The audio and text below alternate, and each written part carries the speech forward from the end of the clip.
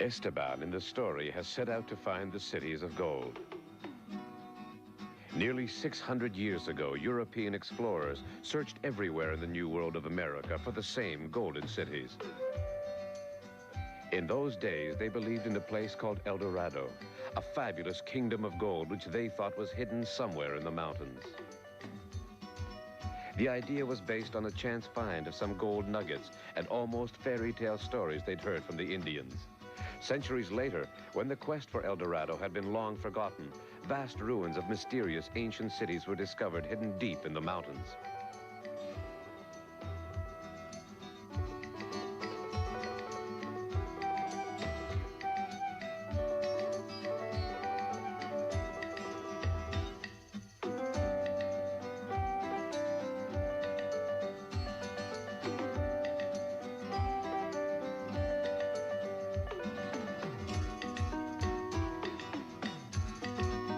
The idea of El Dorado may have come from a different legend.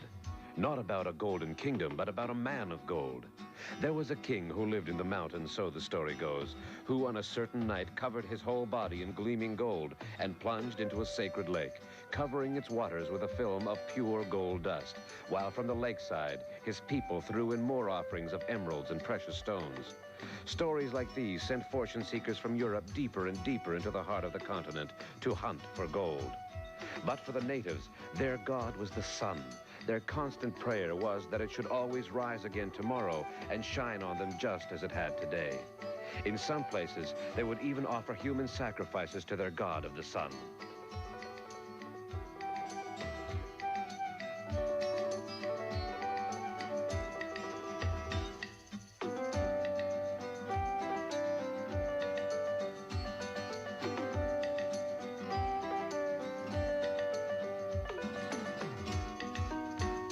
Often they would choose the most beautiful of the young girls, who they first drugged and then killed. But nevertheless, they seem to have been able to build their great cities of gold in places almost impossible to find. Will Esteban ever get to see them? You will have to wait to find out. The Esperanza has sailed across the Atlantic. The very first Spanish ships that sailed across that ocean were in search of a new rich trade route for the spice trade. In those days, spices, cinnamon, pepper, ginger, were as valuable as oil is today, and Europeans had to send all the way to India and the East to get them. The ancient spice route across the land was expensive and getting dangerous, so every big European country was looking for a new trade route to India by sea. The Portuguese sailed all around Africa and then east to India. The Spanish traders were jealous. Then came Christopher Columbus and Spanish success. He was sure the earth was a globe and set out to be the first to find a new sea route to India by going around the other way. His little ship, which can still be seen in Barcelona harbor, was called the Santa Maria. Two other ships just as small joined him on his historic voyage. They sailed west.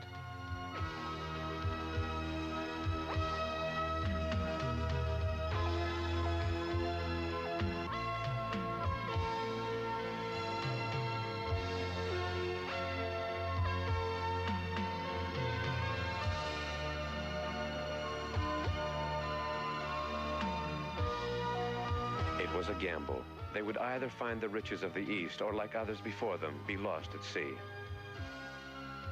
2.5 months later, they found land at last. Some islands off the coast of America, but Columbus called it West India, and ever since, the native inhabitants of the Americas have been known as Indians. Columbus always insisted he had discovered a new sea route to India, the rich land of spices, as he had hoped to do, and to him, anything else would have spelled failure. Now, it seems absurd that that historic meeting of Europeans and the vast new world of America was at the time only an accident, even a mistake, in a cutthroat trade war between the rich spice merchants of Spain and Portugal.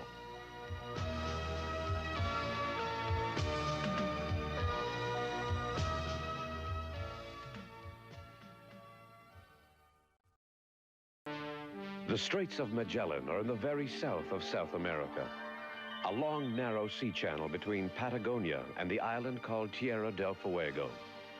It's a desolate, cold place with some of the harshest weather to be found anywhere in the world.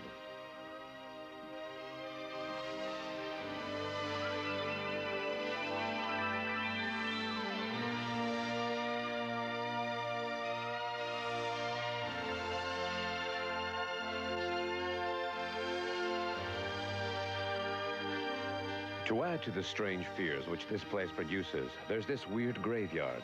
These are the huge bones of dead whales which litter the shoreline. Are they driven by storms to end their days here on this wild coast, or do they find their own way here to die? No one knows. Strong winds blow constantly from the north to clash with the ocean current coming from the south. In the huge cross seas, a ship can all too easily founder. The first man to sail through this channel was Magellan. He had set out with 5 small ships to find a sea route around the world. Only 2 of his ships survived to complete the task, and by then, Magellan himself had died of fever.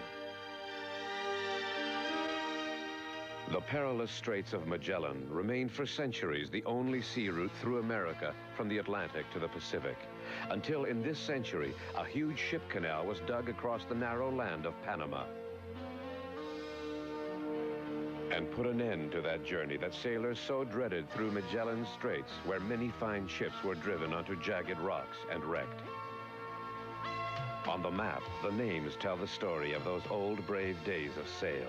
You may still find marked the Island of Despair and the Cape of Last Hope.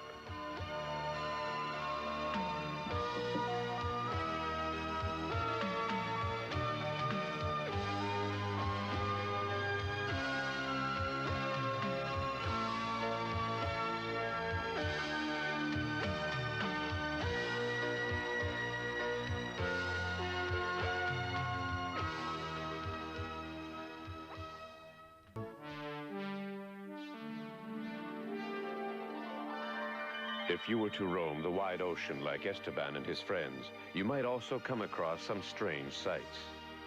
I wonder if this single-handed yachtsman, Mr. Imada of Japan, has ever seen St. Elmo's fire. No, I haven't, but I would like to see it. Just once. It's caused by static electricity, and they say it's dangerous. St. Elmo's fire. It disturbs your compass, and you can get lost.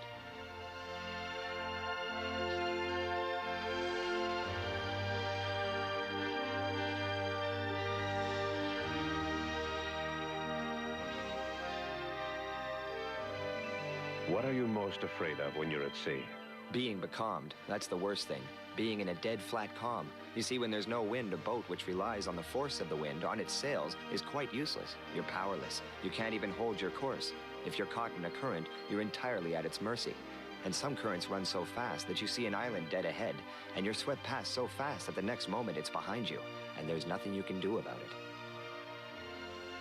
But surely there must be something you can do. In Japan, we have a saying that if you throw a plum stone into the sea and make a wish, you'll get a wind. It's a funny thing, but when I've done that, it works. People who don't go sailing think high winds and storms are much more dangerous. Oh, of course. Storms can be very frightening. I've been in some storms when the waves were as high as a house.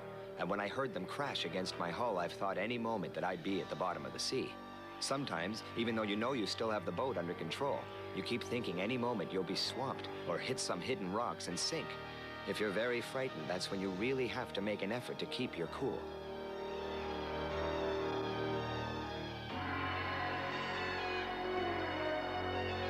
So if you want to survive in a storm, you have to keep your calm.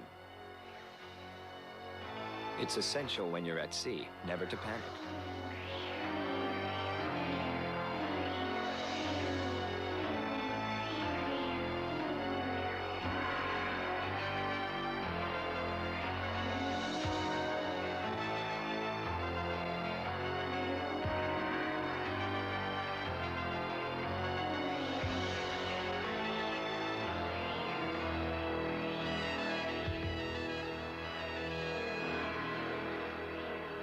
Goodbye. Till next time. Esteban and his friends have landed on a strange island where he's found some large lizards called iguanas. They look like the extinct dinosaurs of millions of years ago. But they still exist today in only one place in the world, on the Galapagos Islands, a group of islands in the Pacific 500 miles off the coast of South America. These islands are world famous because of their extraordinary animal life. Penguins and sea lions, which you'd more often find among the ice of polar regions, manage to live side by side with tropical plants and animals.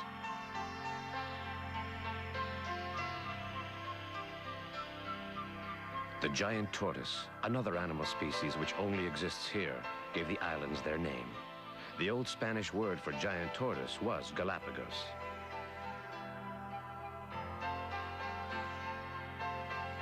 Two sea currents run close to the islands, a warm current from Mexico and a cold current coming up from the South Pole. And between them, they produce a unique climate which is neither too hot nor too cold.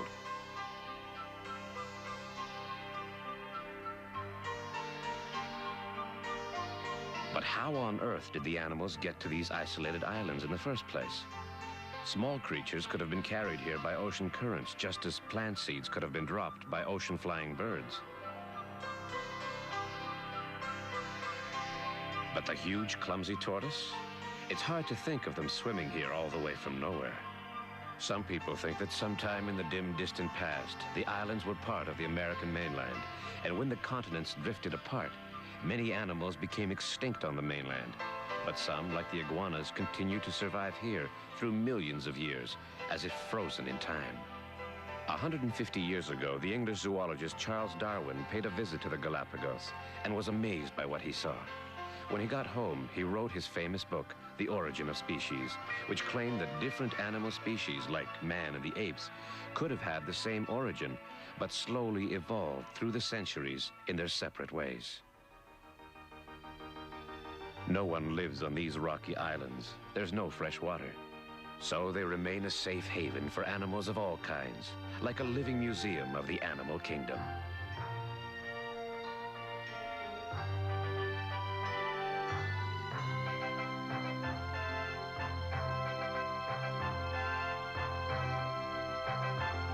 Goodbye. Till next time.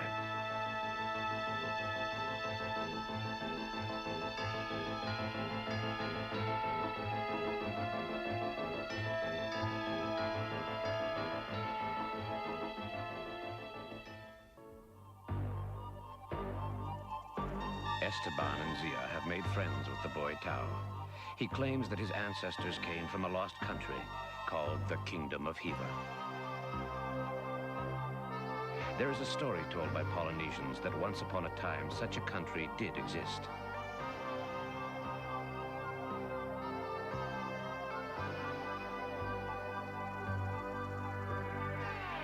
This is how the legend goes.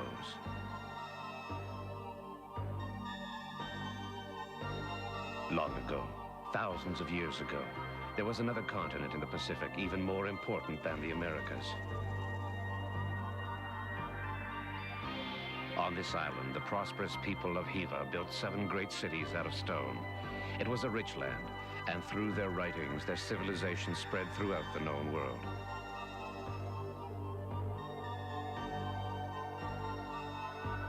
But the king of Hiva had been warned that disaster was imminent.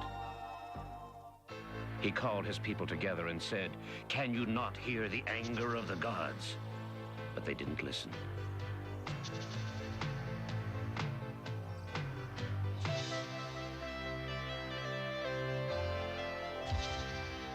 Then one day, the land of Hiva began to shake, and the people were terrified. The earth broke open, and streams of hot lava shot up into the air. Again and again.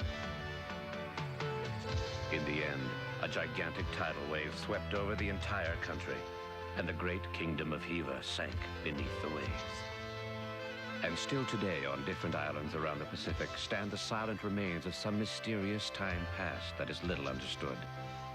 Perhaps there's more to the legend of the lost kingdom of Hiva than we know. Goodbye, till next time. Esteban's ship had to brave storms and hurricanes and go through the Straits of Magellan to reach the Pacific coast of South America. But the Spaniards found another way to get to the land of the Incas. They crossed the Atlantic Ocean and landed at the exact place where the Panama Canal is today, and from there overland across the continent. The native word Panama means plenty of fish. This port was just a peaceful fishing village before the Spanish built a fortress here. From here, they shipped much of the stolen Inca gold back to Spain under the watchful eyes of French and English pirate ships. There were once grand warehouses piled high with treasure waiting for the Spanish galleons.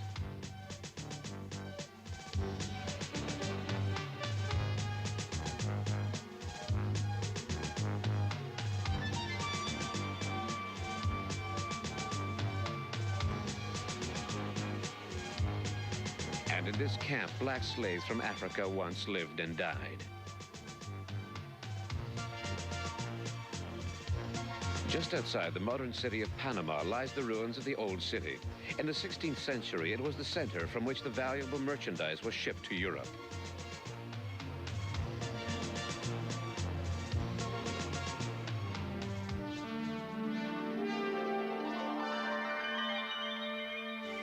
Today, the world's trade makes use of the Panama Canal, built in this century to link the two oceans.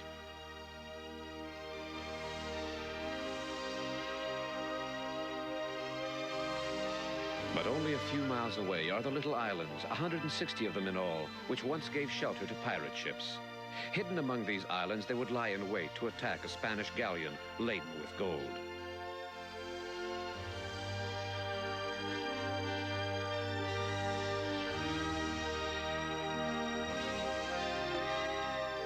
I wonder how many Spanish ships may still be lying at the bottom of the sea, sunk hundreds of years ago by pirates, with the treasure of the Incas spilling out on the seabed.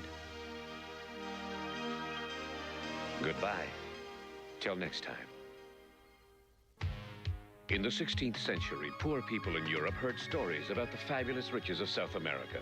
Some of them set off bravely, eager to explore this new world. The most famous of these was Francisco Pizarro.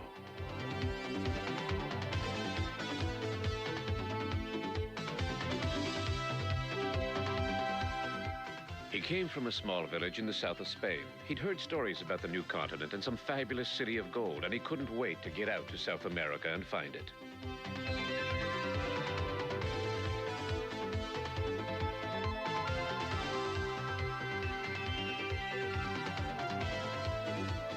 When he arrived with his crew of rough soldiers, he landed on the Pacific coast of the rich empire of the Incas. Pizarro had a mere 180 armed men, but they had with them horses and firearms. And the Incas had none, and that was to be their undoing. They fought bravely to defend their homeland against these strangers, but Pizarro was clever. Instead of taking on the thousands of Inca warriors in an all-out battle, he decided to go straight for their king.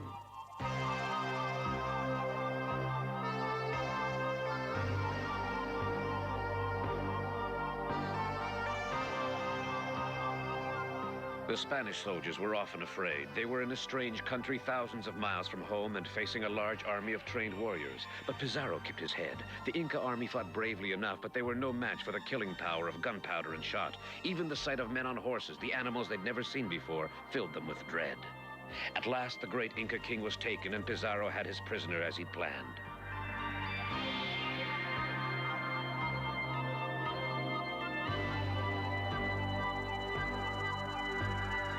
The king offered the Spaniard a deal, a pile of gold reaching up as high as the ceiling of his prison cell in exchange for his freedom.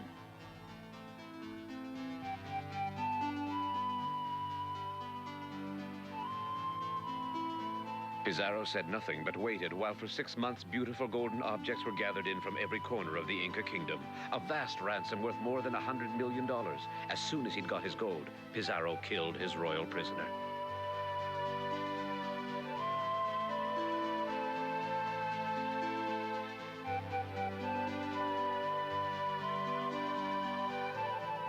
He was a cruel and greedy man, but a bold general who kept control of an empire with a handful of armed soldiers. He met his own death at the height of his fame, murdered by one of his own officers. After Pizarro, many adventurers from all over Europe followed him to the New World, fired with their own dreams of fame and fortune, dreams which so often ended in ruins. Goodbye. Till next time. This great ridge of mountains, 6,000 meters high, known as the Andes, runs like a huge snowy chain, a vast mountainous backbone down the whole continent of South America.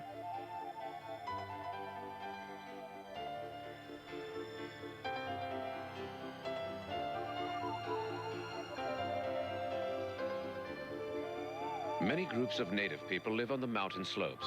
They're often called South American Indians, but there's some doubt about where they originally came from. Up in the north, America and Asia are very close together, so it's very probable that they were once joined. And perhaps tribes from northern Asia crossed into America and made their way south. Certainly, the people of the Andes look very much like people from northern Asia.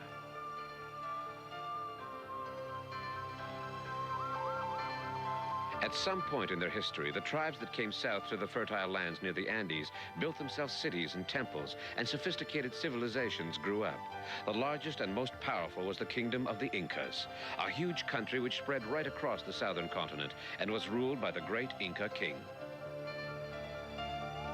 He kept a record of the number of his subjects by using the quipu, a complicated collection of knotted strings, which the Incas used for calculating and keeping records. Very like using an early form of computer. In this way, they could keep count of people, families, land, food crops, and even taxes paid.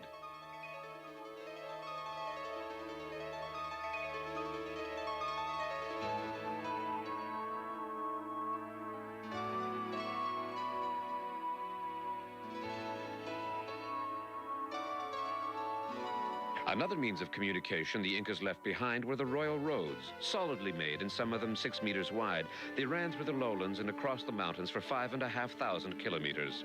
There was one main coast road and another main road right along the mountains, as well as a complete network of smaller roads crisscrossing the whole country.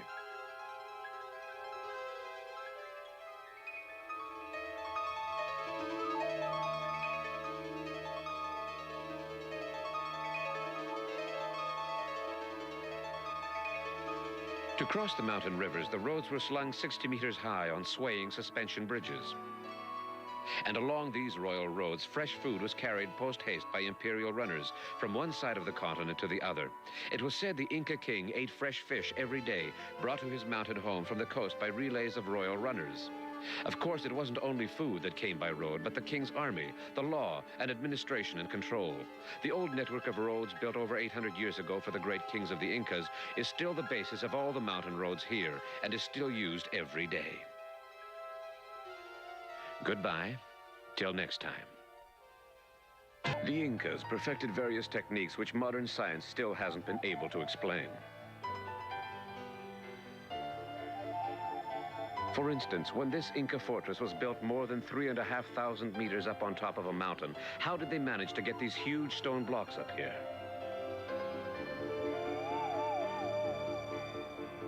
Even the smallest of these stones weighs more than 100 tons. If you look at them carefully, you can see how very precisely these walls were constructed.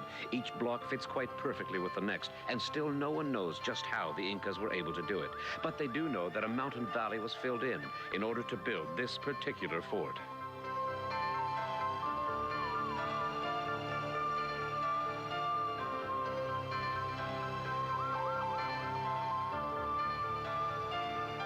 The stone blocks were probably moved into position by rolling them on tree trunks, but rolling them all the way up the mountainside can't have been so easy, especially as these particular blocks of stone came originally from a quite different valley. How did they do it? The Incas had no beasts of burden, no donkeys or horses in those days. It was the Spanish who first brought horses to the New World.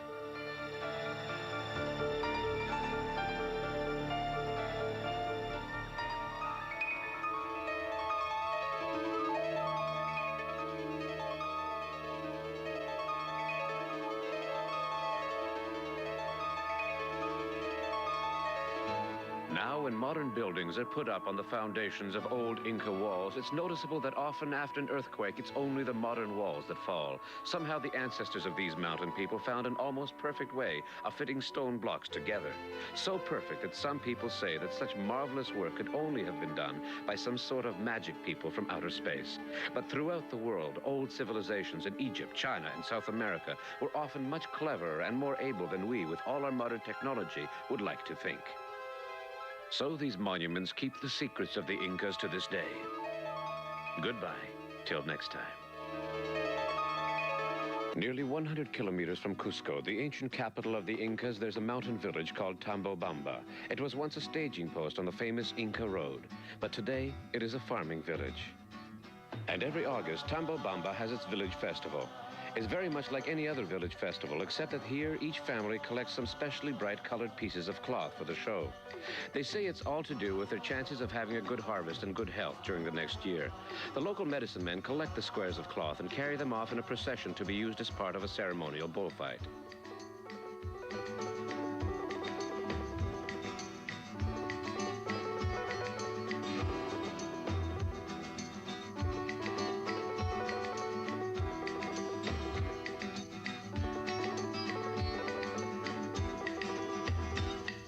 The bits of cloth will be used to decorate particular bulls that have been chosen for this important day.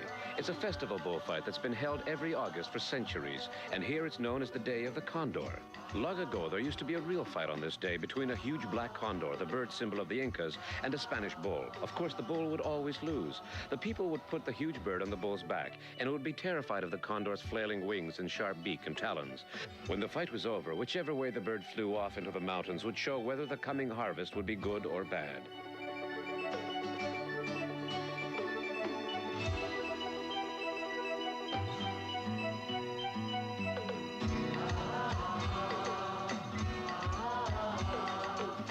Every small village in the Andes has its own rough bull ring, and a bullfight is the main attraction at most village festivals.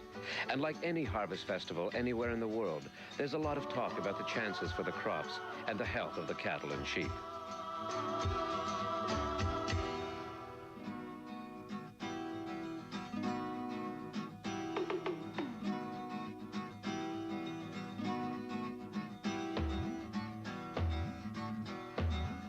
But here in Tambobamba, they still call their festival the Day of the Condor, and the bits of cloth are carefully put on the bull's back just as the condor was in the old days.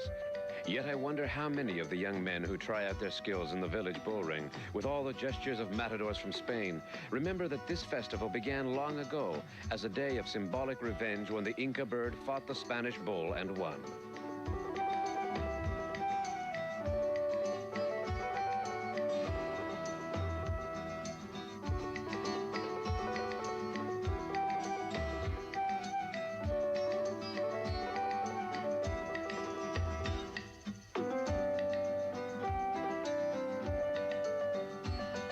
Goodbye. Till next time. Young Esteban in the story discovered a city in the sky. It's not all imaginary. A place like that really did exist.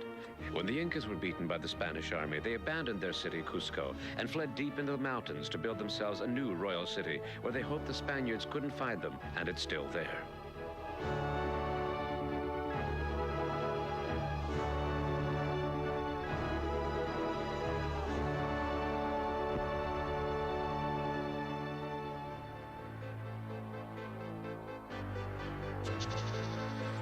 If you go by train today, a 3-hour journey from Cusco, you'll cross the valley of the Urubamba River.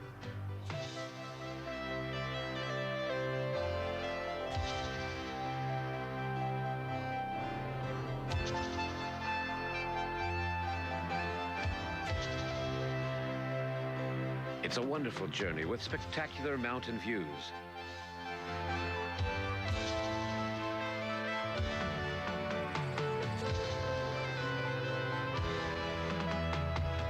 The train climbs up a steep valley, then suddenly on top of a cliff, almost as if floating in the air, there is a huge fortress city of Machu Picchu. This is where the Incas took refuge from the Spaniards.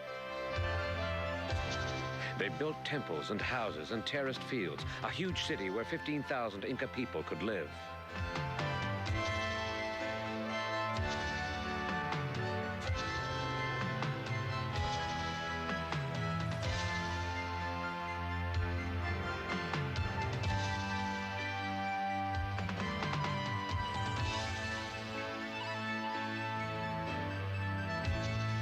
And the Spaniards never found it. Eventually, the Incas abandoned it. And for 350 years, everyone forgot even where it had been built.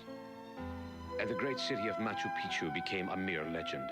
Then in 1911, a young American archaeologist, Hiram Bingham, climbing in the mountains, came across this marvelous place quite by chance. He must have thought he had truly found an ancient city of gold. This wonderful city had its dark, mysterious secrets. No one knows why or when the Incas abandoned it, or what dark tragedy overtook these proud people.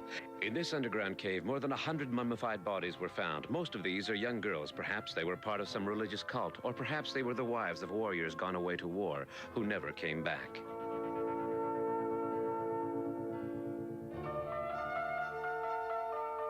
Were they put to death in order to preserve the secret hiding place of the City of Gold? No one knows, just as no one knows why this great city was abandoned or how it came to be forgotten for all those years.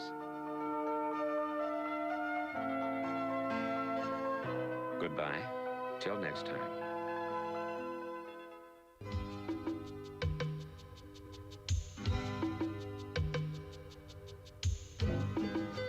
All the legends and history of the Andean people have been handed down to us in stories and songs. Different songs come from each mountain valley, but all of them have the same strange, sad mountain music.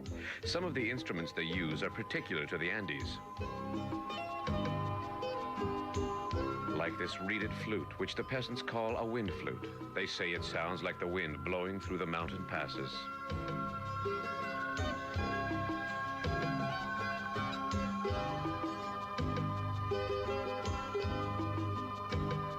And there's this mandolin called a charango, which is made out of the hard shell of an armadillo.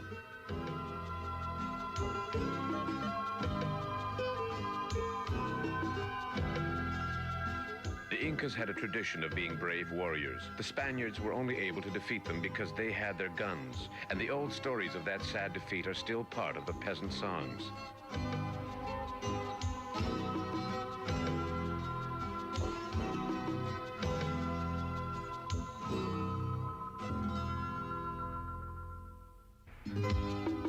The Inca people are alone and have no light. Their king has gone on his way to his death. The condor flies across the mountains, crying. Fly on, great bird of the Incas, symbol of their king. The Incas are betrayed, and the flute weeps. For God taught us to grow strong in freedom. That's part of a song called The Condor.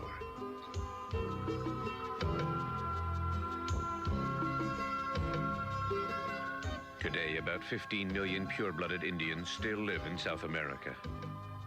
But for so many centuries, they've been treated as second-class citizens in their own land. It is only in their songs and through their music that they feel free to express their pride in their own history and their hopes for the future.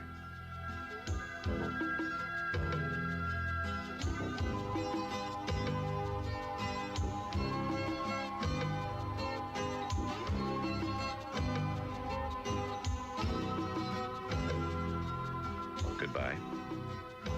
Till next time. Of all the people who lived in the Andes, the Inca Empire was the last to flourish before the Spanish conquerors came and destroyed it.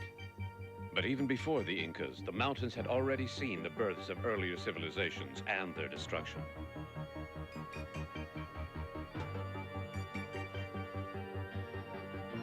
Scattered among these hills lie their remains.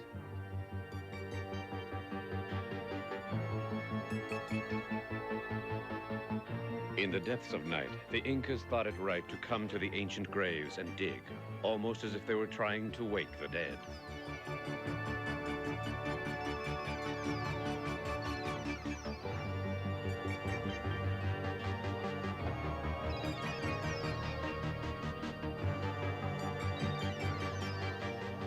Behind the cloths that had covered the skull, they found a mask encrusted with gold and precious stones, and other valuable things which had been buried in the graves centuries before.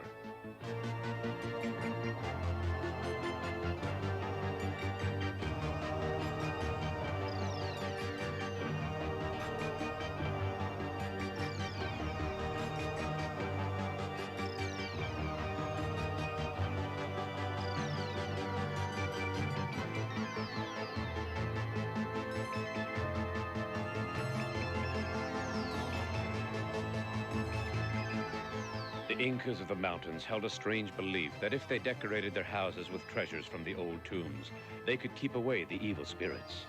The Spanish were intrigued and watched, hoping to find out where more gold was hidden. But few Spanish ever dared go into the remote Inca villages, and fewer still came back. But one explorer did find a place where some religious ceremony took place, giving gold to the gods. He went to watch.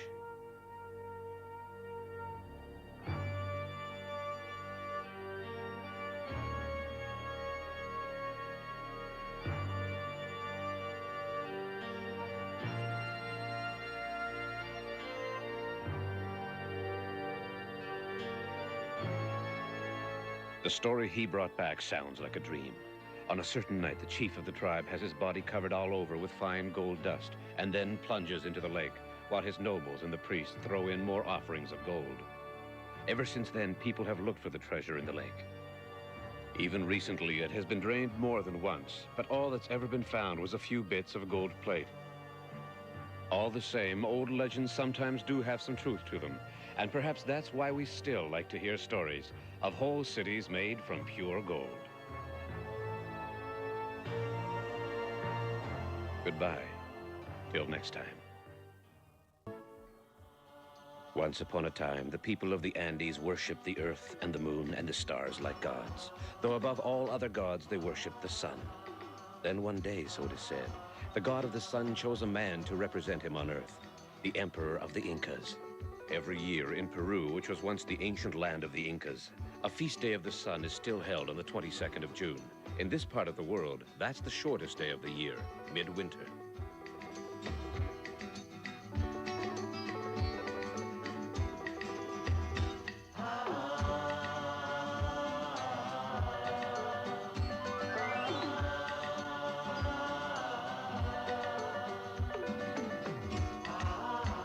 Everyone prays that the sun's power will never fail and that it will continue to shed its light and warmth on the good earth.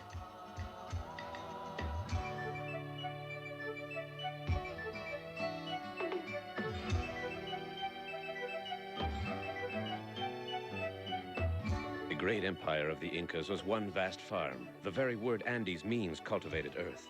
The whole lifestyle of the Incas was based on farming and agriculture.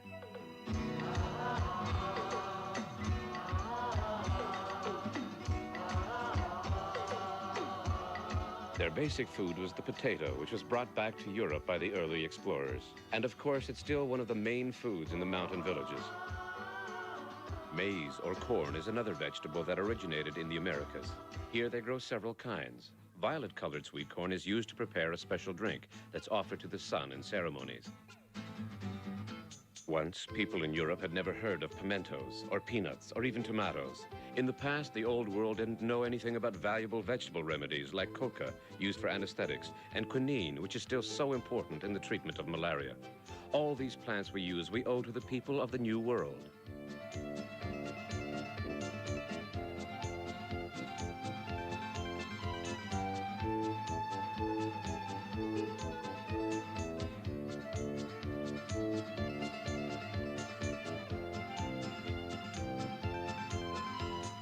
At first, when Europeans tasted potatoes and the other new foods, they thought they were disgusting and refused to eat them. They were quite sure pineapples were some kind of outsized prickly fir cone. But all those foods which they once thought were so horrid are now considered almost essential in every part of the world. Our meals would be very dull without the simple vegetables which were once brought to us from the Andes. Goodbye. Till next time.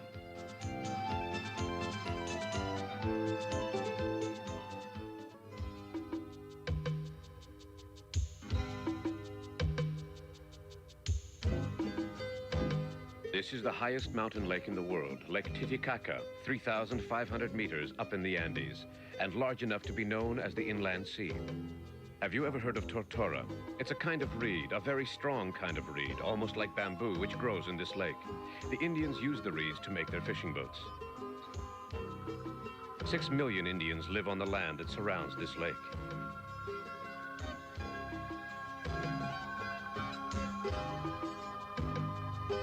In Inca legend, the lake is very important. They believe their god Viracocha once lived here on the islands of the sun and the moon.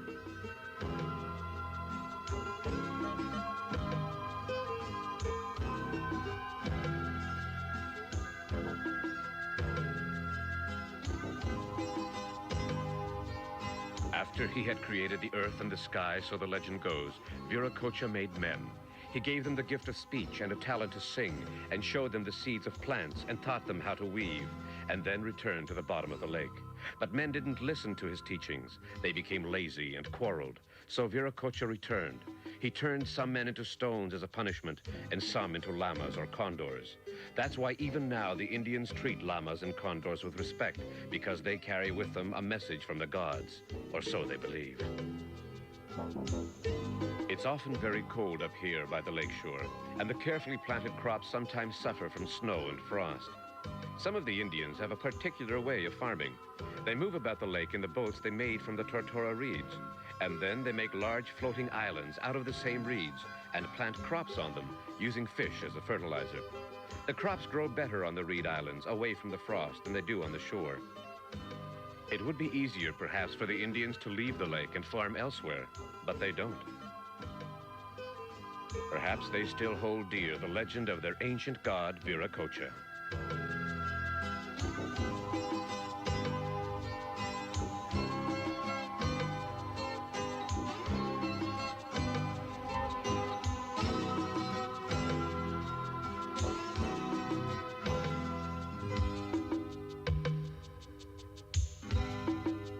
Goodbye. Till next time.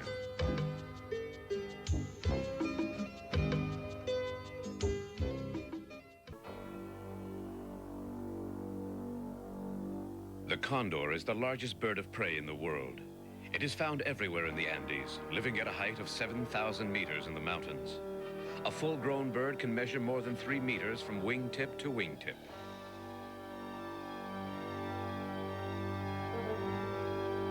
In its South American home, the condor's territory stretches along the whole mountain chain of the Andes, from the equatorial jungle of the Amazon south for 4,000 miles to the frozen wastes of the tip of the continent.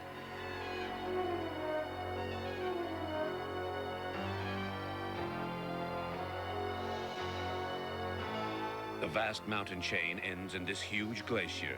The glacier, like a river of solid ice 150 meters thick, moves slowly but surely by 2 meters every day till it reaches the sea.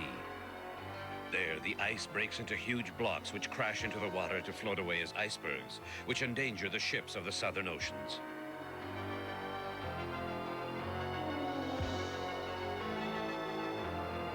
This strange, unearthly frozen world marks the southern end of the condor's kingdom.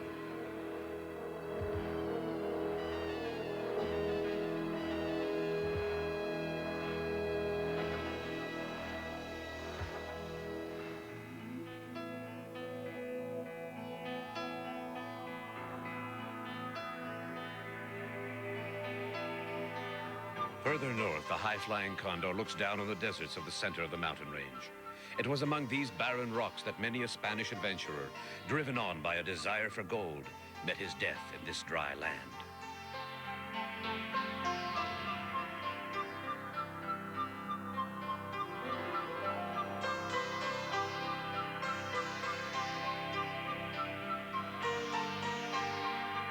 Further north still, the mountain snow melts to feed the waters of the great river Amazon.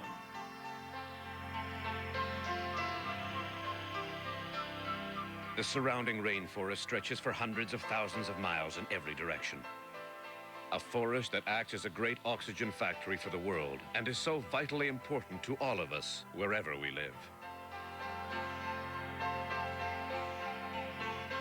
Over all this changing landscape, the condors fly, like sentinels in the air, mysterious birds which are said to have once been the souls of men who made the gods angry.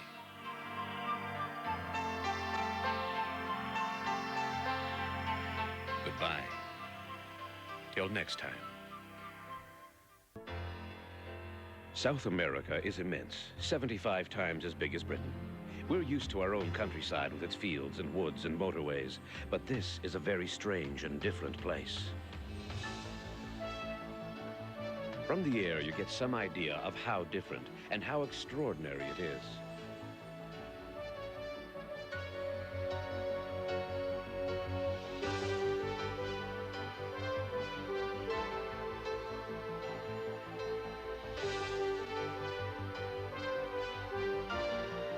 All over the place, strange ruins are found, standing alone, entirely surrounded by a sea of jungle. I wonder how many more there may be lost and hidden in the deep jungle.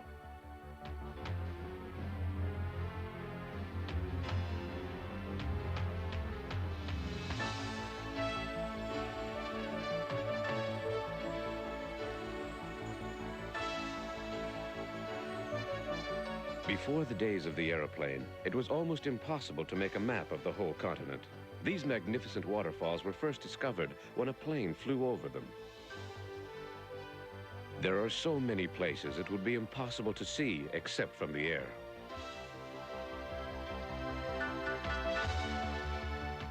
All over the continent, there are fascinating ruins of early civilizations which are still being studied and written about by archaeologists. New discoveries about the people who first built these great temples are being made all the time.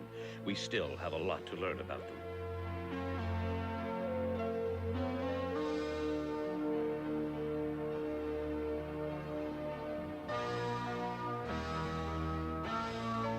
There are few roads that lead into the jungle, and these aren't always passable, and it is in the heart of the jungle that many of the ancient temples still lie hidden. When people from Europe first saw this vast continent with its jungles and enormous rivers, some of them miles wide, they were often afraid. It was a desire for power and riches that encouraged them to search for some safe place to land, where they could attack the Indian settlements.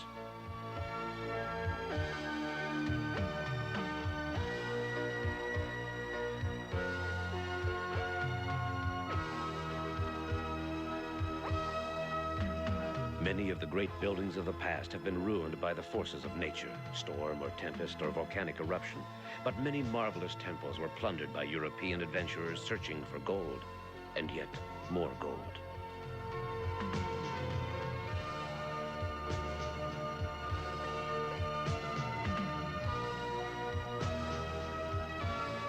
Goodbye. Till next time.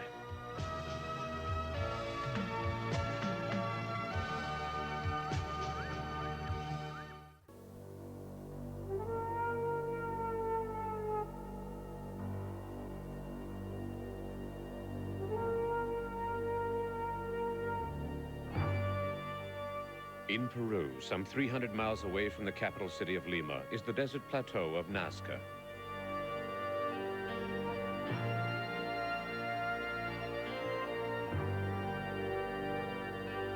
From the air, you can see quite clearly the famous Nazca lines. These extraordinary drawings traced out across the desert are said to have been made some 14 centuries ago. But their marvelous shapes weren't discovered until this century, when people first saw them from the air.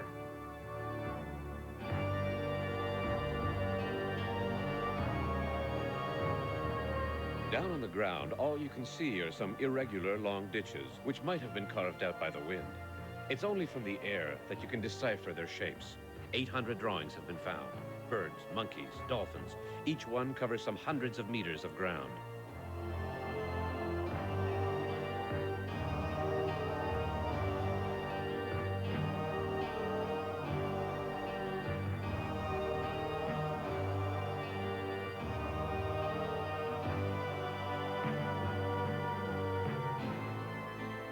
There's nothing like these drawings anywhere else in the world, and one can't help wondering just why they are here, and why they were made, and who on earth made them. It's all something of a mystery.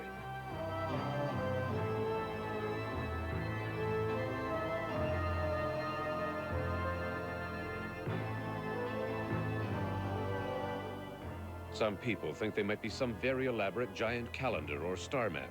And it has been noticed that on Midwinter's Day, the sun sets precisely in the direction of the very longest straight line.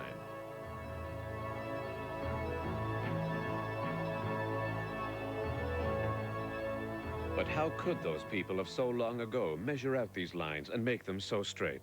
They had no sophisticated instruments. One of the straight lines is 5 miles long. How could they have seen what they were doing? They didn't have airplanes. There are some people who believe they must have been made by visitors from outer space.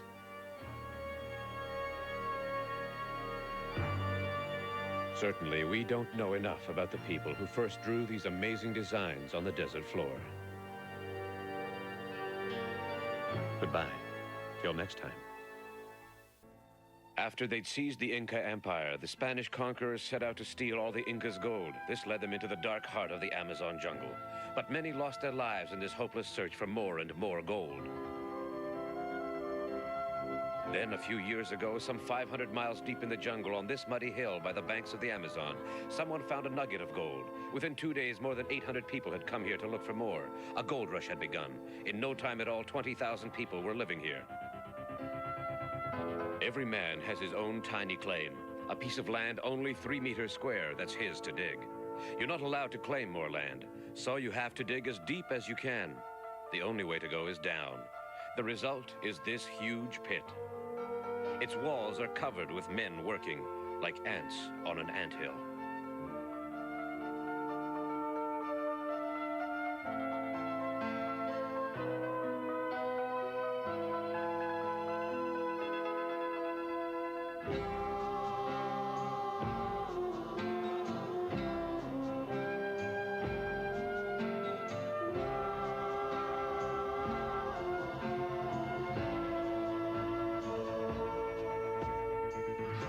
In this part of Brazil, even the sand in the streams has some gold in it.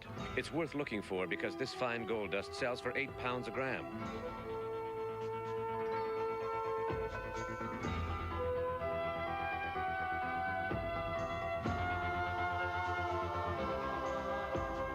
That very first nugget found on this hill weighed 700 grams, and the lucky finder got 50,000 pounds for it.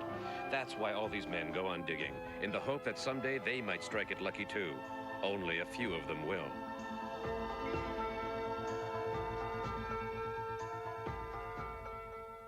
All the gold that's found here is full of impurities. It has to be carefully melted down.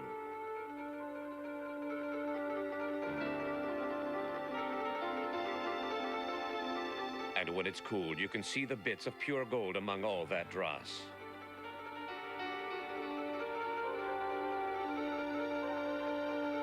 Between them, the thousands of hard-working miners in this part of Brazil produce about 6 tons of gold a year. And Brazil has become the 3rd largest producer of gold in the world. Its total production is worth nearly 750 million pounds a year. If only those early Spanish adventurers had looked for gold in the river mud instead of dreaming about cities of gold. But however hopeless their dreams, people always seem to be ready to chase after the precious yellow metal with a burning desire to get rich quick. No wonder it's called gold fever. Goodbye. Till next time. The Amazon River is the biggest river in the world. It begins high up in the mountains of the Andes and across on the other side of the continent. 3,800 miles further on, it empties its waters into the Atlantic. At first, the river wasn't called the Amazon. It was named the Orellana, after the man who first followed its course from the mountains to the sea, Francisco Orellana. He believed that somewhere in the jungle he would find the rare spice trees, and in Europe at that time, spices were worth a fortune. And he longed to find El Dorado too, and dreamt of the cities of gold.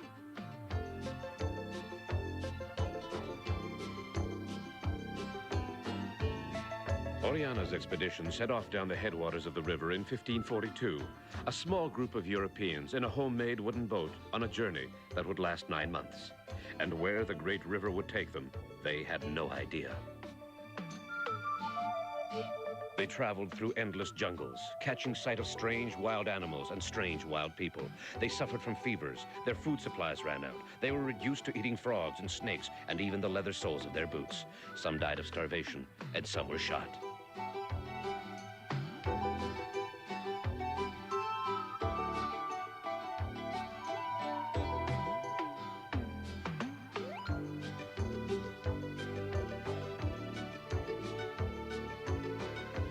As they drifted down the river, they could never relax. Silently from the riverbank, unseen Indians shot at them with poisoned arrows.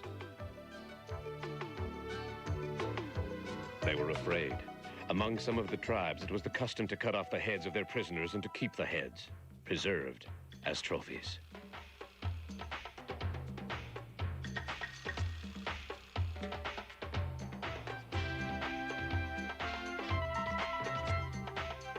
But of all the tribes, the ones they most feared were the white women, a tribe of fierce women warriors who shot at them with javelins. It was said that these women invited men from other tribes to father their children, but only the girl babies were allowed to live, to be brought up to fight like their mothers.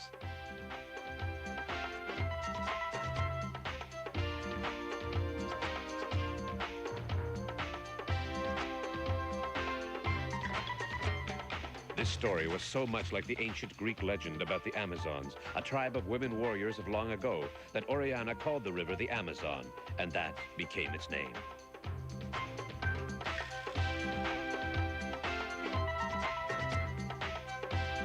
Poor Orellana faced real danger to travel the whole length of the river, and when he got back home to Spain and told his stories, no one would believe him. Goodbye. Till next time. The Indian tribes of the Amazon who still live in the jungle lead much the same life as they have led for centuries. Their whole existence revolves around the forests in which they live, and they depend on the river itself.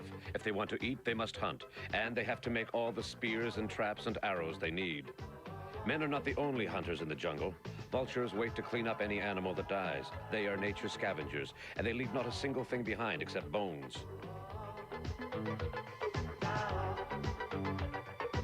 An alligator will feed a whole family, and if any of its rich meat is left, it will be preserved for times when the river floods and hunting is difficult.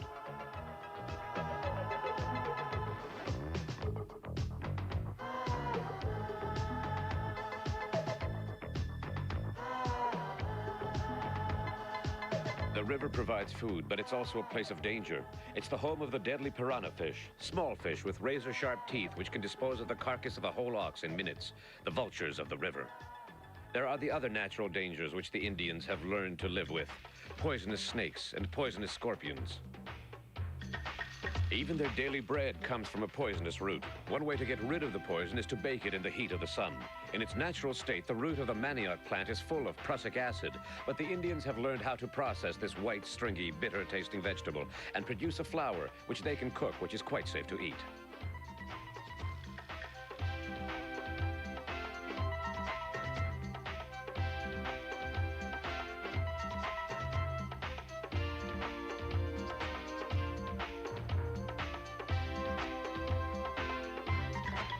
The forest provides fruit, too. When you need more bananas, you just go out and pick a few. Without any shops, everyone has to learn to find their own meat to eat.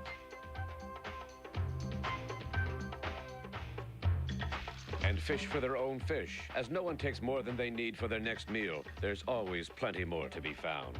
The river provides food, and it's also a lot of fun. This simple way of life, so very different from ours, seems to be so much in harmony with nature that it could go on forever. But these Indians have one enemy which threatens to destroy them totally: the spread of Western industrial civilization. Only by hiding away in the very deepest jungle can they keep their families together and survive.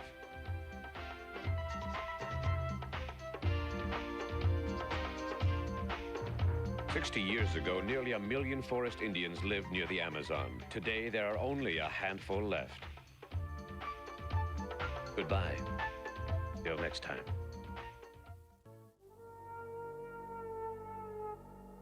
When the Spanish first explored the New World, the Inca Empire was not the only native civilization they found. Deep in the heart of the jungle of Central America, they discovered amazing cities built by the Mayas, a people whose known history goes back more than 17 centuries.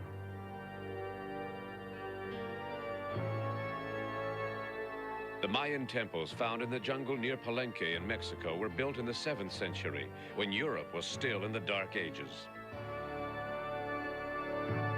Unlike the Incas, who planned their cities to be fortresses, the Mayas cleared the jungle and built large groups of fine temples and palaces with no sign of fortifications.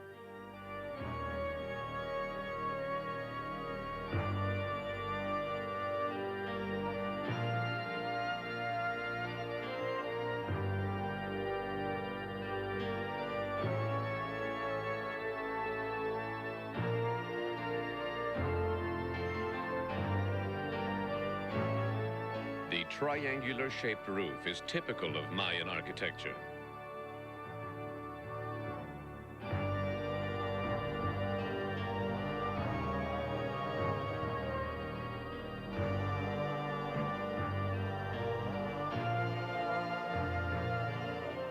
This temple is decorated with many curious carvings.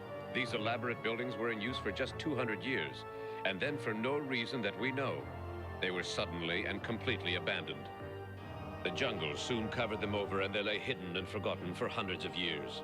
Only recently, archaeologists have discovered this stairway, which leads to an underground passage beneath the main temple at Palenque, where they found this single large tomb.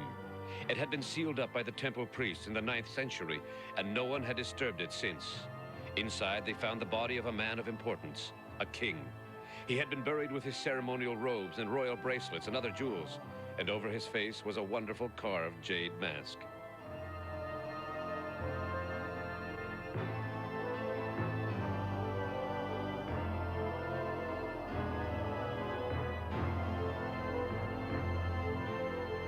Other Mayan cities have been found, but they are always in the deepest and most inhospitable parts of the jungle. Why these ancient people should have chosen to build their elaborate temples in such places is a mystery that no one has yet solved. Goodbye. Till next time. In Central America, the modern city of Guatemala is a strange mixture of old and new, of Mayan and Spanish culture.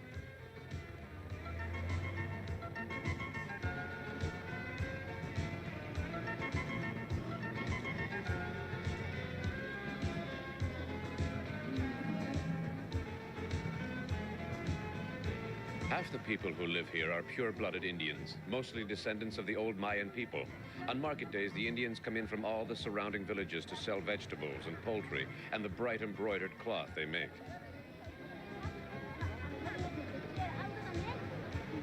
Of course, since the time of the Spanish conquerors, the way of life for most Indians has changed.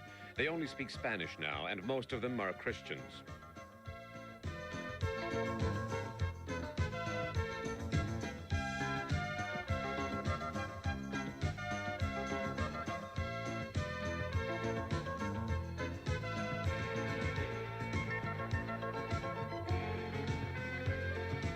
But less than an hour away from the city of Guatemala, a tribe of Indians live in the rainforest who have never come under Spanish influence.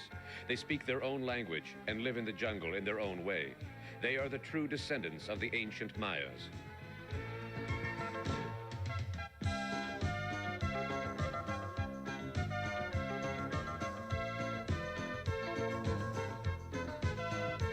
The jungle provides them with their meat, with the wood for their huts, and with the fruit they gather from the trees. They need nothing else. A few years ago, when they were approached by people from the city, this happy, healthy group of villagers was almost wiped out by measles and the other minor illnesses of city people. They had no resistance to the germs of civilized life. Since then, they've tried to keep away from strangers. They timidly run off and hide if anyone comes near them. We should be willing to leave them alone to continue their ancient, simple way of life. It would be sad if we thoughtlessly destroyed these, the last of the Mayas, when once all the might of Cortez and the armies of Spain had failed to subdue them.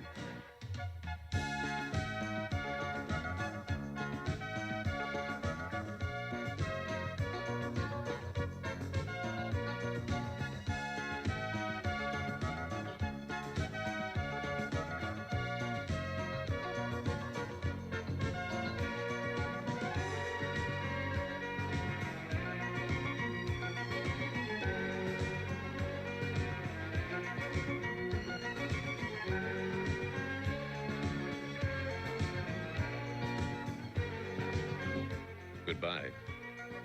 Till next time.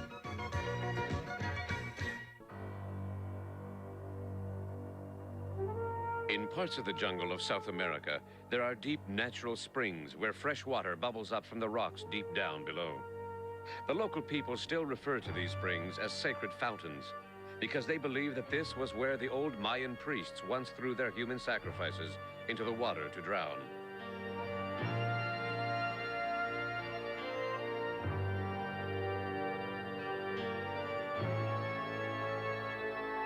The largest of these wells is a lake 60 meters across. Its inner walls are so deep and sheer that it used to be believed that anyone who fell in could never come up from the bottom again. One man decided to test the truth of this legend, and despite the warnings of the local Indians, he made a deep dive. 40 meters down on the bottom, he found some jewels, a few small gold statues, and some human bones.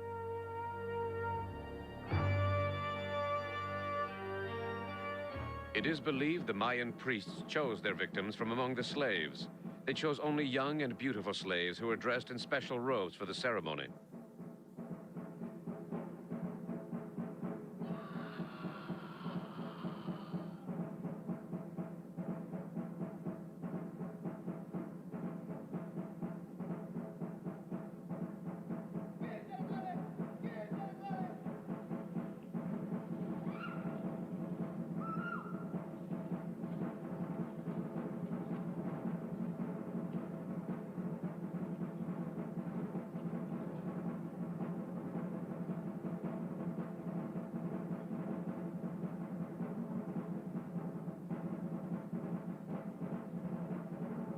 Before they were killed, they were probably given drugs.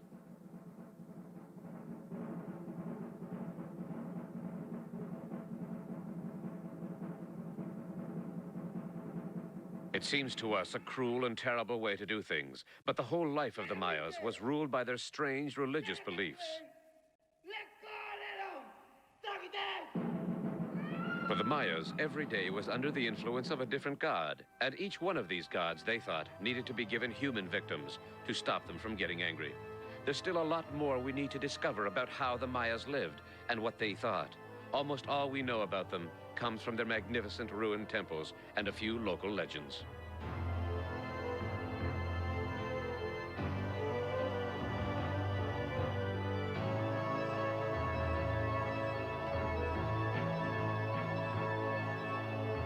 Goodbye. Till next time. When the Spanish conquerors came to the New World in the 16th century, they brought with them many of their own Christian priests. Part of their method of conquest was to impose their own form of the Christian religion on the native population. As a result, every small South American town still has its 16th century Christian church. Often the Spanish priests went about their work with great cruelty, but sometimes with kindness, and now most of the Indians would call themselves Christians. But they retain a strong sense of the importance of their own religious practices and continue to combine some of their ancient magical ideas with the Christian ceremonies of the church. The fervent gatherings of worshippers outside this church door use incense and candles in much the same way as their Mayan ancestors did outside their ancient temples. Sometimes it's hard to know where the practices of Christianity begin and those of the old religion end. Among these candles are offerings of flowers and wine set out in remembrance of the souls of the dead.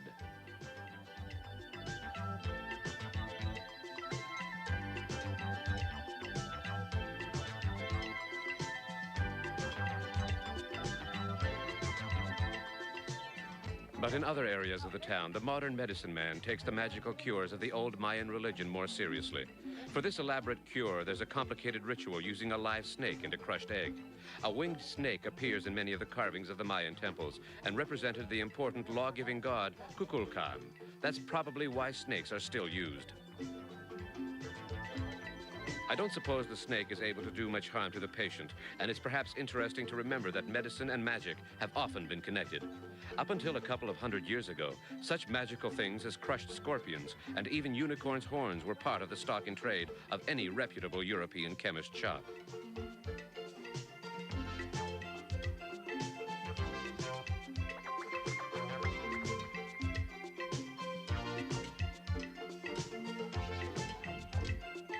The Mayan temples were decorated with carved animals representing their gods.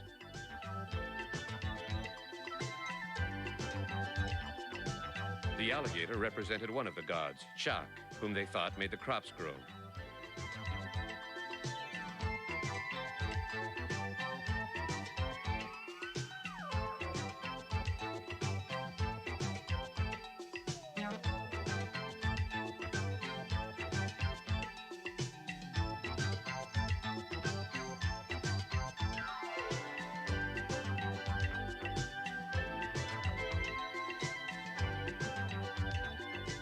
But their most important gods were of the water, the wind, and the sun.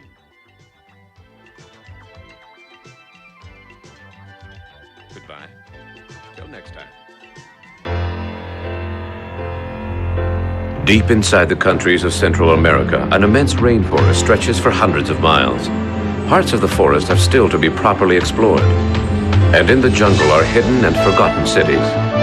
As you make your way along the forest path, you can come face to face with tall, decorated temples, like this pyramid which reaches 25 meters up into the air. It's the ruined Mayan temple at Tikal in the Guatemalan jungle, called the Temple of the Giant Jaguar.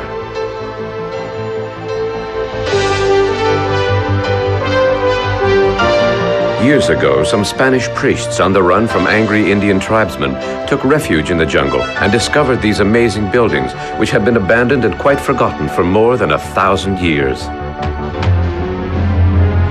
Once, this ancient Mayan city of Tikal had 6 tall pyramids and many places, thousands of houses spread over an area of 3 square kilometers. As big as the city of London. Over 10,000 people must have lived here.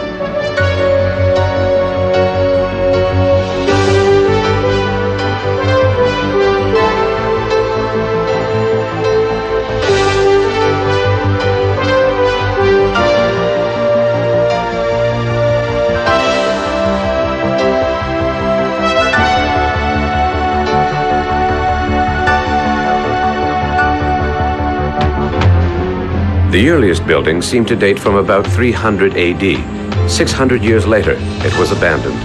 Some of these carved stones are immensely old. Indeed, the Mayan city is centuries older than any of the Inca cities. And like the Incas, the Mayas built all the stone buildings by hand. They had no wheeled vehicles and no horses or bullocks to drag the stones into place. But why did they work so hard to build this city so deep in the jungle? There was no easy water supply here, no river. They had to construct 13 huge rainwater reservoirs to serve the city. Then no one knows why the place was abandoned, and the jungle quickly took over.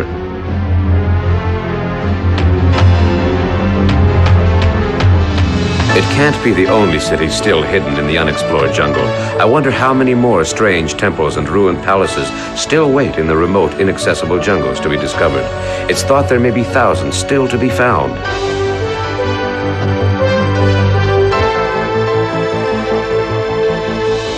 No wonder so many stories have been told of the mysterious and wonderful cities of gold.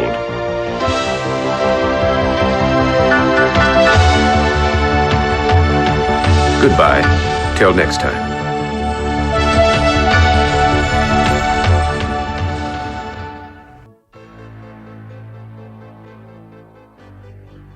Although we know very little about the history and way of life of the ancient Mayas, one thing we are sure about is their extraordinary knowledge of astronomy and their advanced use of mathematics. At Chichen Itza, one of the ruined capital cities of the Mayas, there's a huge stone pyramid with an altar at the top. Cut into the sides of the pyramid are 4 great stairways which reach the altar.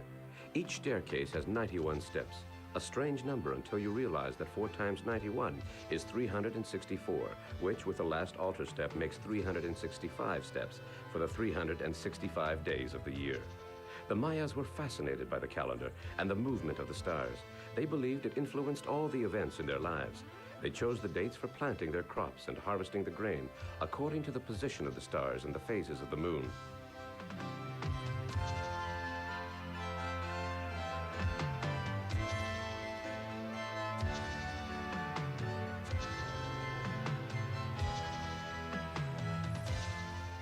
One of the superb ruined buildings here at Chichen Itza is this ancient Mayan observatory.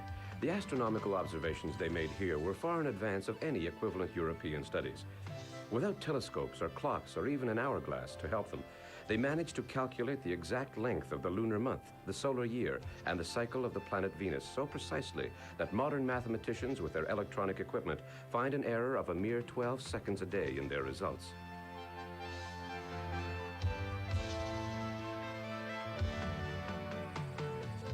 The observatory dome looks so like a modern observatory, the chamber precisely built to observe and calculate the angles of the stars. Inside the dome, a spiral staircase up to where 3 windows look out at the sun, the moon, and the planet Venus.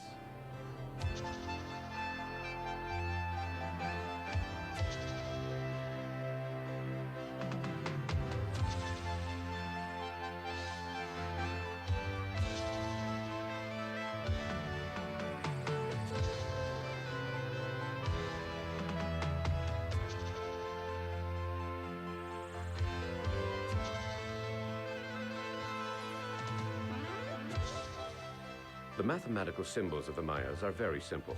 They used only 3 signs, dots, dashes, and a shell shape for 0. And with these, they would write down any large number very quickly. They counted in 20s, not in 10s as we do. All this inventive mathematical work was used almost entirely to date their careful observations of the movements of the stars.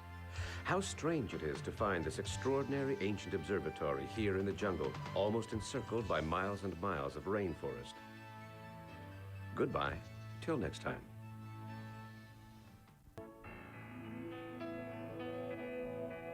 High up among the mountains and lakes of the Central American state of Guatemala, the descendants of the Mayan Indians still live. They speak the same language and use the same system of counting as their ancestors did thousands of years ago.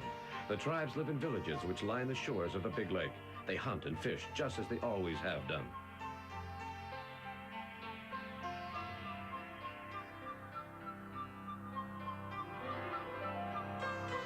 This lake is at the foot of the volcano Mount Atitlan, and it's probably the most beautiful of all the mountain lakes. During the day, its waters are calm and peaceful, but sometimes in the evening, sudden storms spring up, and a dangerous wind whips up the waters of the lake.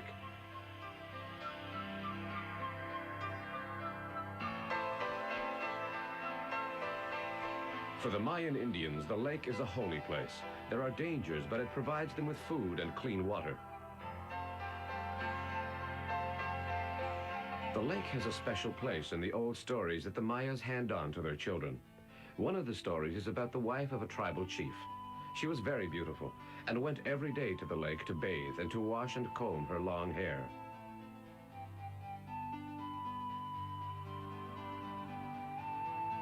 The spirit of the lake was watching her. Her hair was long and silky, and he wanted her for himself, so he made a plan. One day, when her husband had taken the men of the tribe away into the mountains to hunt for food, the spirit of the lake called to the beautiful lady to come to the deepest part of the lake, and there he pulled her down into the depths and drowned her. When her husband returned, he searched everywhere for her, calling her name, and in the evening by the lake shore, his forlorn cries echoed across the waters of the lake.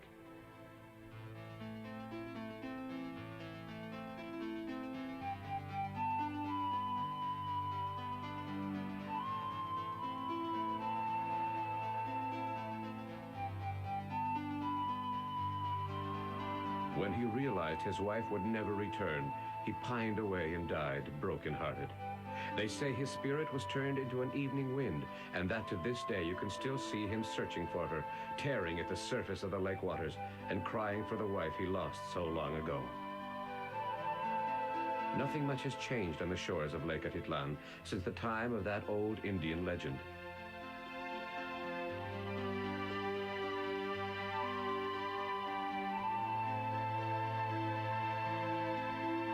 Goodbye. Till next time.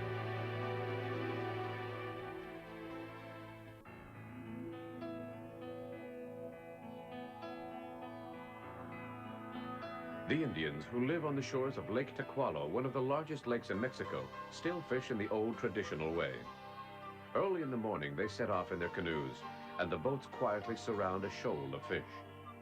When the right moment comes, they churn up the water with their paddles and throw in the nets.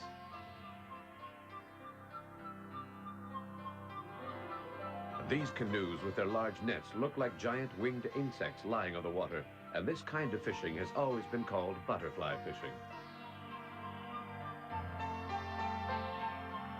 There are so many lakes in this part of Mexico that the whole area is known by its ancient Indian name, Michoacan, or the land of the fishermen.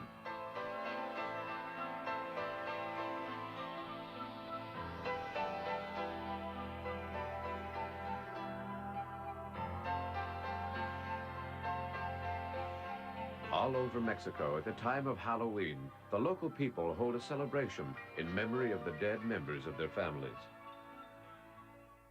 They dress up for dancing and use skulls and skeletons as decorations because the feast day is for the dead.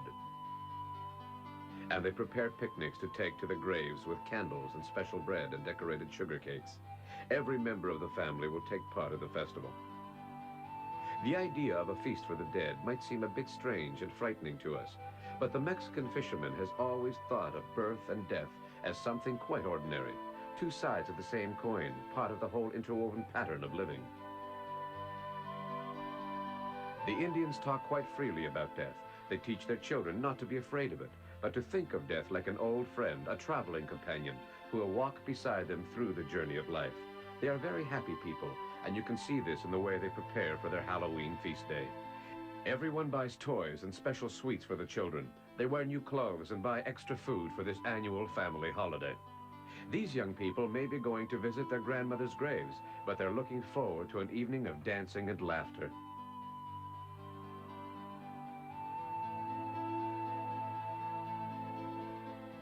It's all part of the normal way of life for these Indian families who have lived here by the shores of this lake for so many centuries.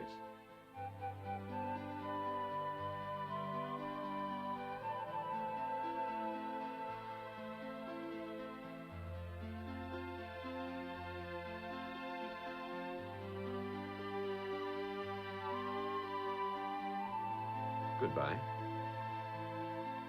Till next time.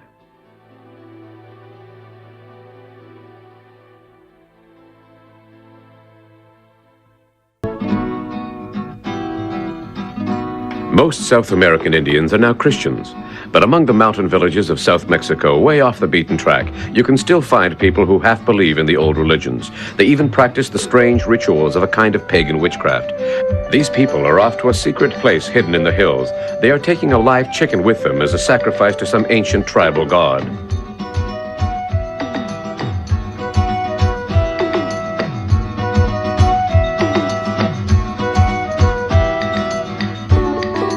On the top of the hill, there's a rough altar made from a heap of statues. This is where they keep the old stone statue of the god. They chant prayers and incense the altar and the chicken. This is the priest who will kill the chicken. The villagers probably think that by killing it in front of the god, they may be given good crops and healthy children.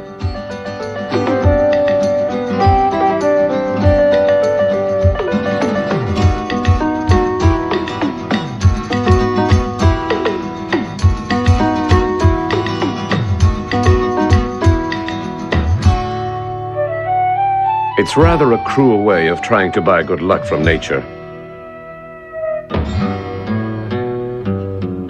Some people think that in the old days the priest would have sacrificed a child or a young girl for the sake of good luck and good crops. At least sacrificing a chicken is better than killing a child.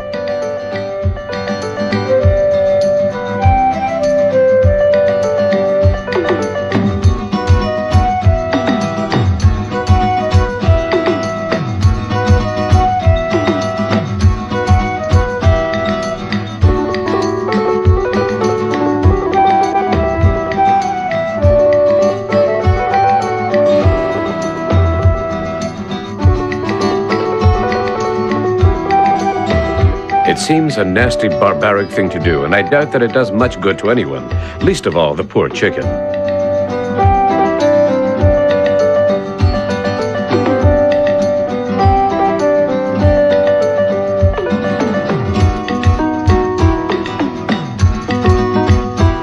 Once the chicken is dead, they pluck its feathers so they can use the meat for food.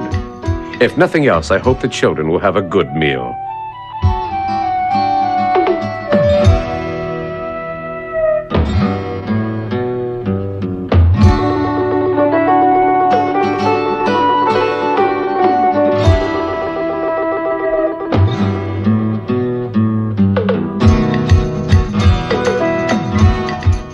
Goodbye. Till next time. In Guatemala, at the foot of this great volcano, Mount Alcatenango, lies the city of Old Guatemala. During the period of Spanish rule, this was the colonial capital of Central America.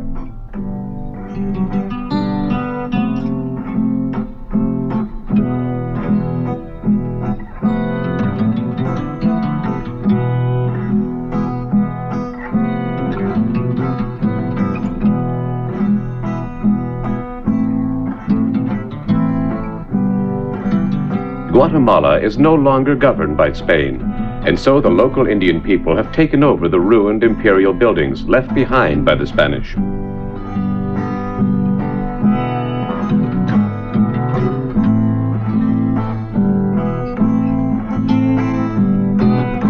The Indians are happy to live here. You could say they are taking over the ruins of a city which was once their own.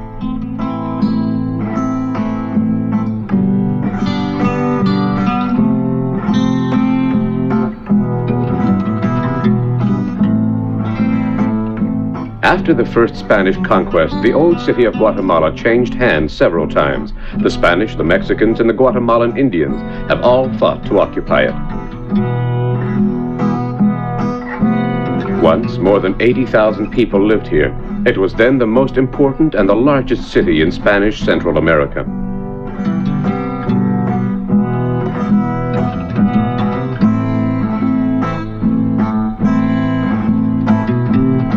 Then, in the 18th century, there was a huge earthquake, and old Guatemala was finally destroyed. Later, they built a new city as capital of the state, a safe 25 miles away.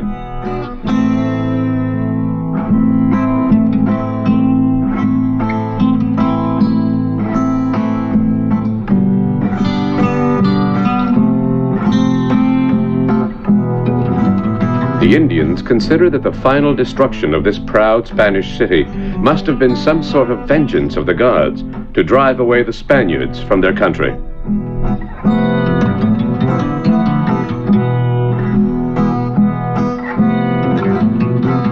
In fact, though the power of Spain has long since gone from here, Guatemalans of Spanish origin are still the most powerful people in the country, and as in most of South America, the official language is still Spanish. Goodbye. Till next time.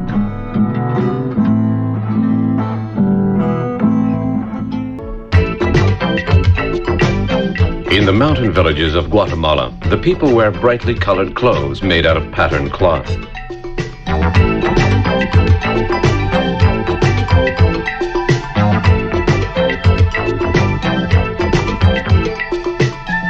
All this wonderful cloth they make themselves at home.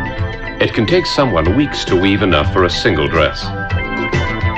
Some of the designs they use can be traced back to the time of the Mayans. About 20 different tribes have survived, and each Indian tribe has its own particular pattern, so it's easy to tell from someone's clothes exactly which village they come from and which tribe. Most of this work is done by women, and they know hundreds of different designs, some of which are about 1,000 years old.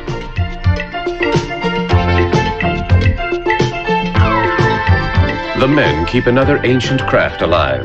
They make wooden masks. Once upon a time, these masks were made to be used at funerals by the Mayan Indians. When someone died, their face would be immediately covered by a carved wooden mask. By tradition, most of the masks are animal heads, and some are dark Indian faces. But since the time of the Spanish conquest, some masks are made of white men's faces to look like the Spaniards. They use the masks when they dress up for dancing. This old dance tells a story of the long battle between the Mayans and the Spaniards. Among the Indian faces, it's easy to spot the white Spanish faces with big mustaches.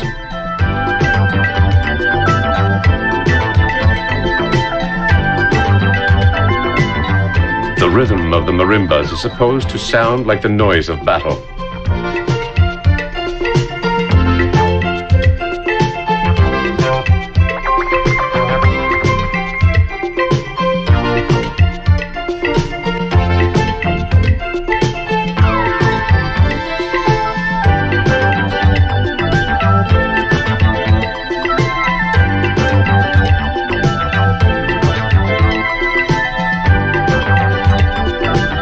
After the sword fight, the Mayan dancer lies down to die, and the other, who is acting as a Spaniard, covers the dead man's face with a funeral mask. That was only a dance, but like many folk dances, it's one way they have of passing on the stories of the past to their children.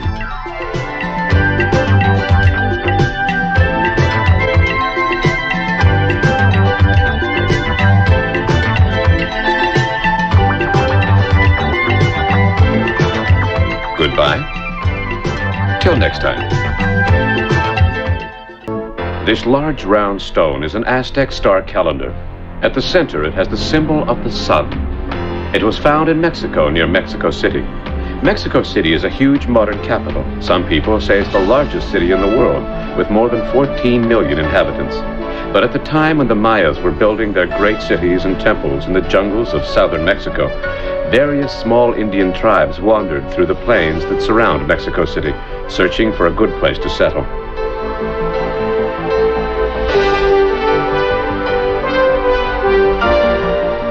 In the 14th century, not long before the first Europeans came to Mexico, one of the nomadic Indian tribes, the Aztecs, set out to find themselves a new home.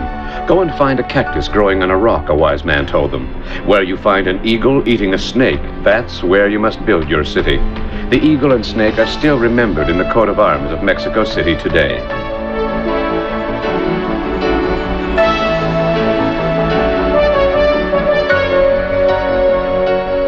By the time the Spaniards arrived here, 300,000 people were living in the Aztec city. It was as large as any European city at that time. It was a busy, thriving center for Indians from many tribes. The markets overflowed with different foods. Merchandise of every kind was brought here from every part of the Americas.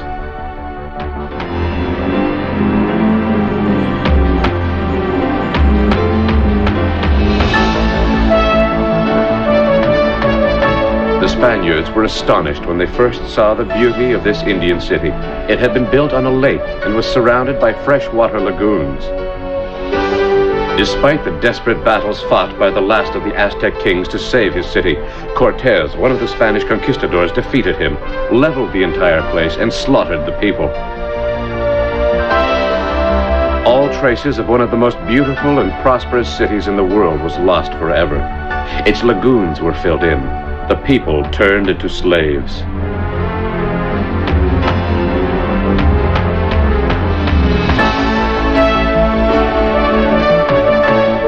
In the end, the many modern streets and squares of Mexico City grew up on the same spot where once the proud city of the Aztecs stood.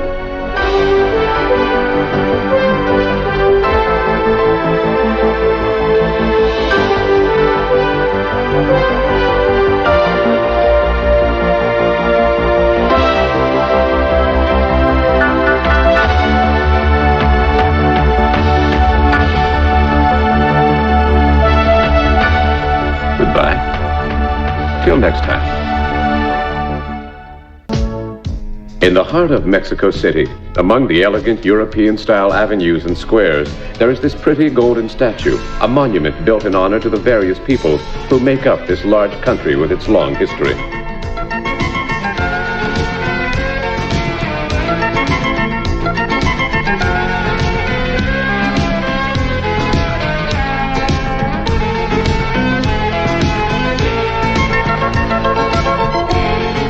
In the center of Mexico City, there's an old square where there's a Spanish church dating back to the time when Mexico was still a colony of Spain. It's even dedicated to the patron saint of Spain, Santiago, St. James. Just in front of the church are some remains of an older building, an Aztec building. And there's an inscription which says, in 1521, this land was conquered by Cortez. But this was not a total defeat, for the conquest gave rise to a new nation of many different peoples, who are today's Mexico. A few miles south of the city is the garden city of Xochimilco, an Aztec name which means the field of flowers. Here on Sundays, people like to come out from Mexico City to enjoy themselves boating on the canals. All the boats are given names of girls, and it's a favorite place for young couples to come. Sometimes you can order 2 boats, one for you to travel in, and one for the musicians who come to serenade you. The descriptions of the beautiful Aztec city which Cortez once conquered and then destroyed tell of a city on a lake, crisscrossed by canals and surrounded by lagoons. This happy weekend scene is almost the only thing left of that far-off time.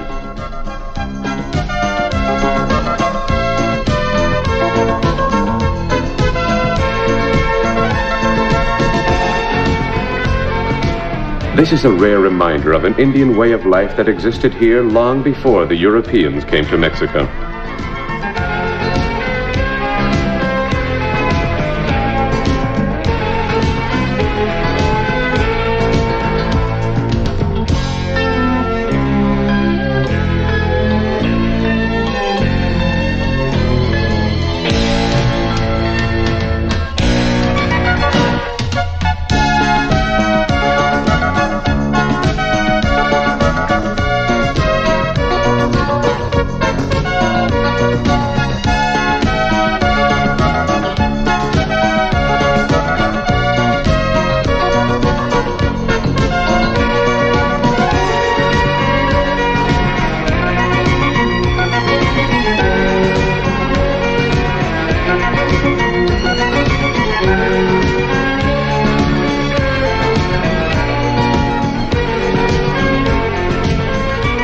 Goodbye.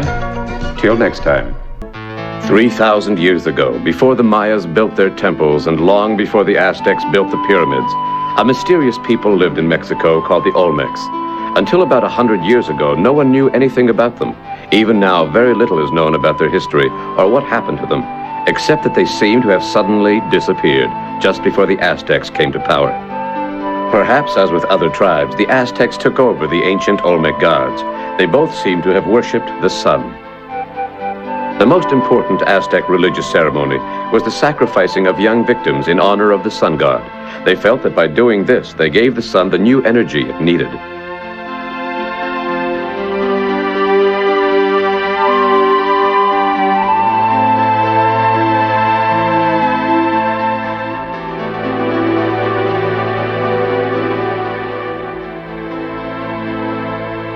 The altars where the human sacrifices took place were high up top the pyramids, perhaps to be nearer to the sun. No one knows how many thousands of young victims were killed at these ceremonies.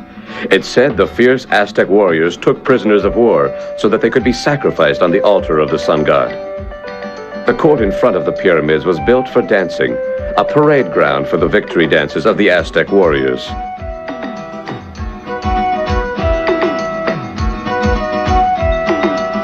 But for all their war dances, the Aztecs were soon to be conquered themselves by the European soldiers Cortés brought with him from Spain.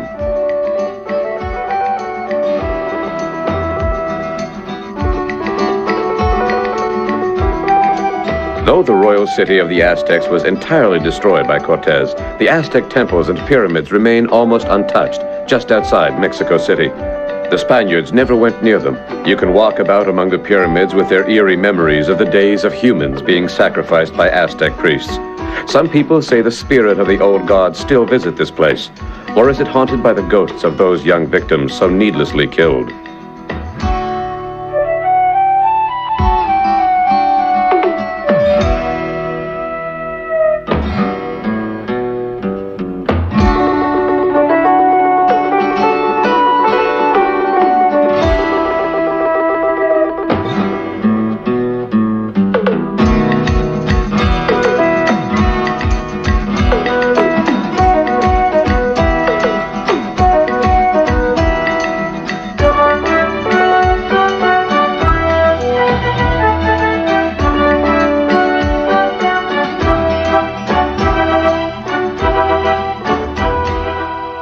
Goodbye. Till next time.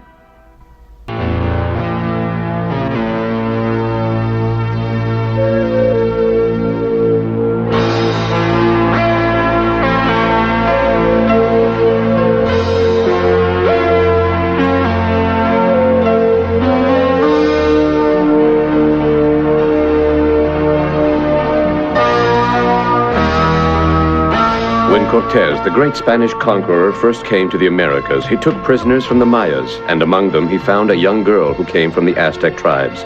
She could speak both Maya and Aztec and soon learned to understand Spanish. Cortés took her as his personal guide and gave her a Spanish name, Donna Marina. Perhaps she told him of the Aztec legends, and one legend of the god with the white skin, which was to lead to their destruction. The king of the Aztecs, the great Montezuma, had heard rumors about men with white faces arriving in wonderful ships from the east. The Aztecs had a legend that the god Quetzalcoatl had long since abandoned Mexico and would return to them from the east on a particular day. As it happened, it was the very same day that Cortés had arrived from the east, April 22nd, 1519. Straight away, Montezuma sent Cortés gifts of gold and welcomed him as if he were the returning god.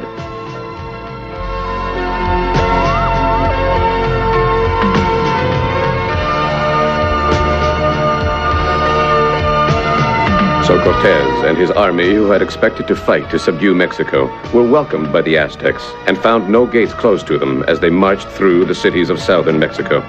Even though Cortés' men destroyed hundreds of Aztec temples and killed many Indians as they marched north towards the Aztec royal city, Montezuma still believed Cortés was a god to be welcomed and honored.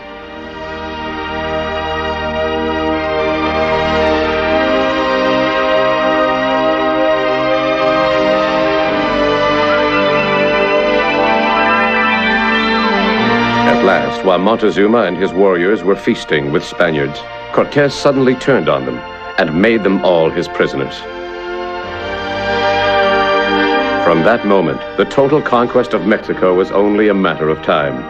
Curiously, hundreds of miles to the south, the Incas had a similar legend that Viracocha, the Inca god, would send them a messenger, a man from the east with a white skin.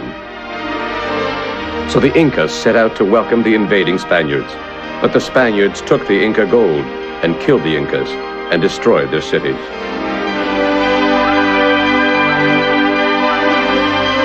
To this day, the name of Hernando Cortez, the great conquistador from Spain, is stained by the memory of his cruel treachery to the king of the Aztecs, who had once welcomed him like a god.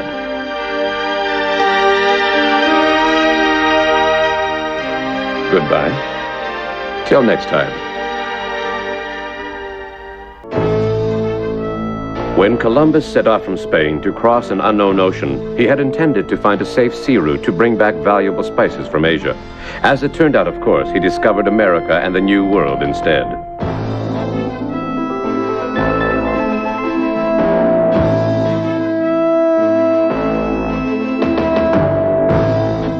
Cortez and Pizarro were quick to follow up Columbus's great discovery and to plunder the great wealth of the Aztecs and the Incas for themselves.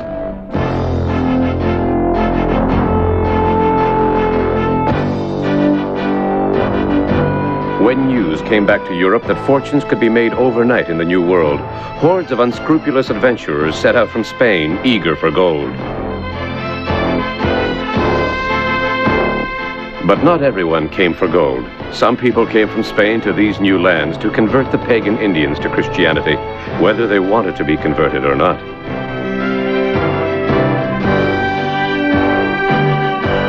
It was a time when Spanish and Portuguese ships were opening up the trade routes of the world. And wherever these ships went, they brought with them Christian missionaries.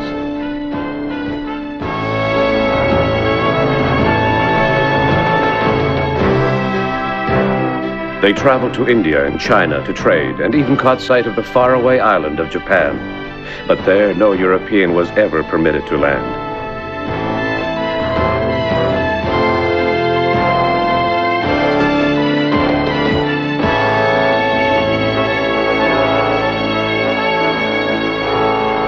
Then, in 1543, a solitary Portuguese galleon was blown off course in a storm. They found they were close to the island of Japan and decided to seek shelter. This time, they were made welcome and set up a Portuguese trading station, exchanging European guns and ammunition for the silk and spices of the East.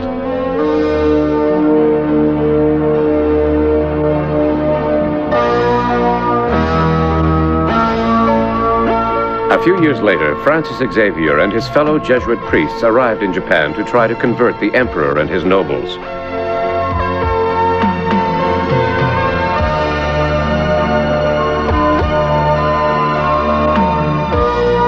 Under the flag of His Most Catholic Majesty, the King of Spain, conquest, trade, and Christian mission traveled together wherever in the world his ships might go.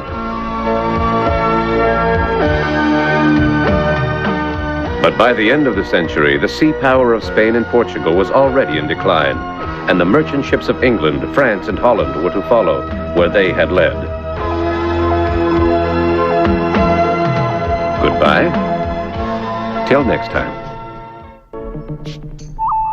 What a strange new world the early explorers found when they reached the Americas.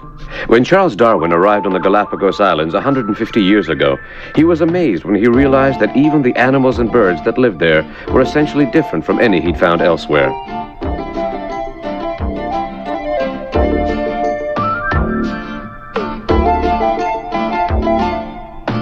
The snow-covered peaks of the Andes were to guard the mysterious lands of the interior of South America for centuries. An inhospitable high mountain ridge, the Andes run like a giant backbone down the whole length of the continent. The harshness of this terrain meant it was difficult to explore, so wide tracts of land remained unknown and unmapped. The secrets of its ancient people and their way of life stayed quite hidden from the rest of the world for hundreds of years. The Spaniards had never been able to find the mysterious city of the Incas.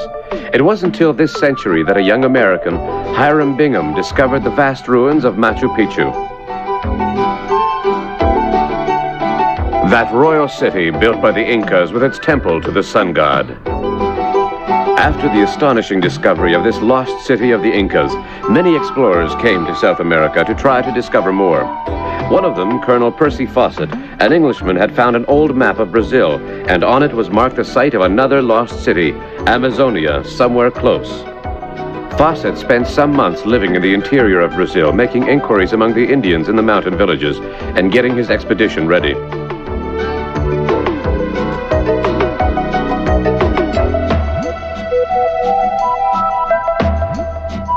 Then, in May 1925, Colonel Fawcett, his son, and a few friends set out to try to find his mysterious city, somewhere in the jungle.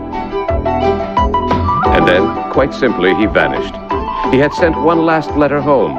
It said that all was well and that he fully expected to reach Amazonia within 7 days.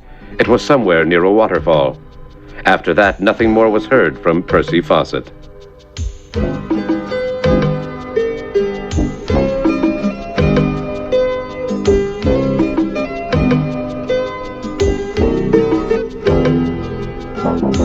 But for years after he disappeared, there were rumors, stories that a bearded white man had been seen living with this or that tribe of Indians. Other expeditions set out to follow his trail, to try to discover what had happened to him, but they never found out anything. Colonel Fawcett had just disappeared. But what about his map and that long-lost city? Did he find it before he died? The old mystery of the cities of gold is still as challenging as ever. El Dorados hidden in the jungle, waiting to be found.